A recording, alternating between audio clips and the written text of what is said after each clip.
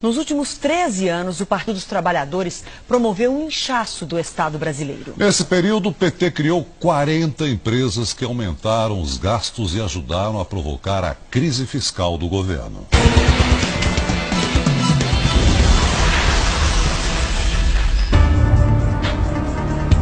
Governar é abrir empresas. Este bem que poderia ser o lema do PT no poder. Em 13 anos, Lula e Dilma criaram 40 novas estatais no Brasil. De seguradora a empresa de logística, de laboratório de biotecnologia a canal de televisão.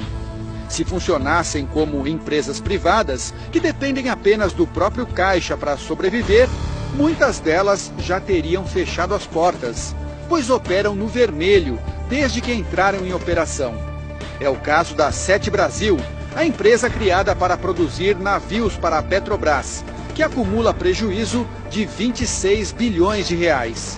E a TV Brasil, a emissora pública criada em 2007, que acumula um rombo de 6 bilhões de reais. O Brasil apostou numa espécie de aventura expansionista, né? Ou seja, a velha ideia de tentar retomar o desenvolvimento do país com investimento público, a criação de estatais, não é?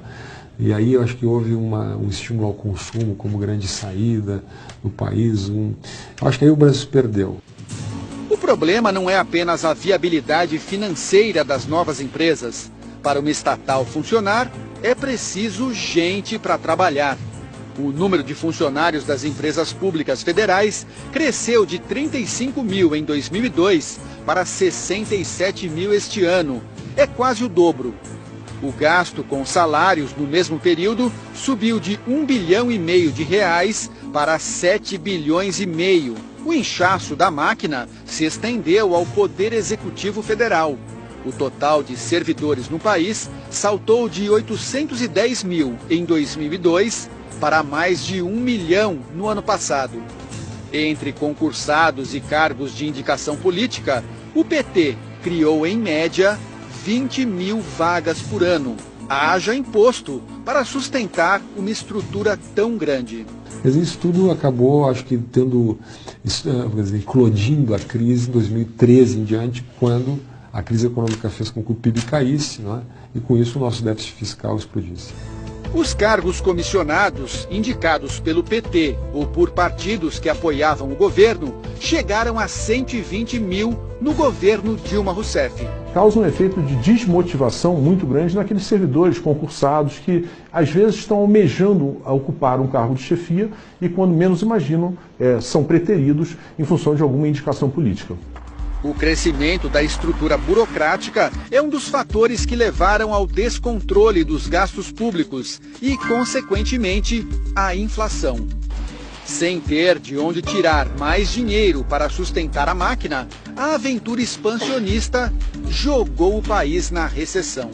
Num governo sem projeto, né, o que sobra é a cooptação, pura e simples, né? Agências reguladoras, estatais, e assim por diante. Isso foi muito negativo, é um dado muito negativo dessa experiência. Para piorar o quadro, os indicadores negativos da área econômica pegaram o governo Dilma Rousseff num momento de fragilidade, por conta do maior escândalo de corrupção da história do país. Os crimes cometidos na Petrobras e em outras estatais não têm digitais apenas do PT, mas de vários partidos políticos. No entanto, a crise veio à tona após 13 anos do partido no poder, o que leva a crer que o PT teve papel de destaque no escândalo agora revelado. Seria o discurso da honestidade apenas demagogia para alcançar o poder? Eu acreditava naquilo. Quando eu deixei de acreditar, falei, peraí, eu estou fora disso. Né? Não me confundam.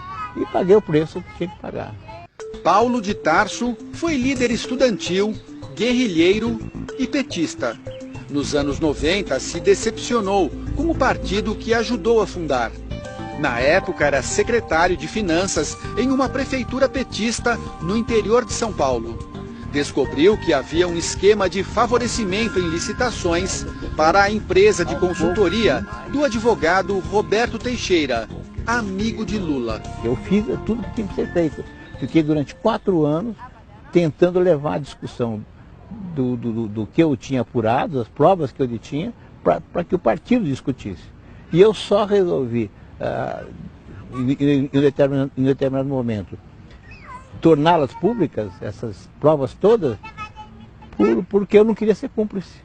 O caso se transformou no primeiro escândalo de corrupção no PT. Expulso do partido, Paulo pagou um preço alto pela coragem de denunciar.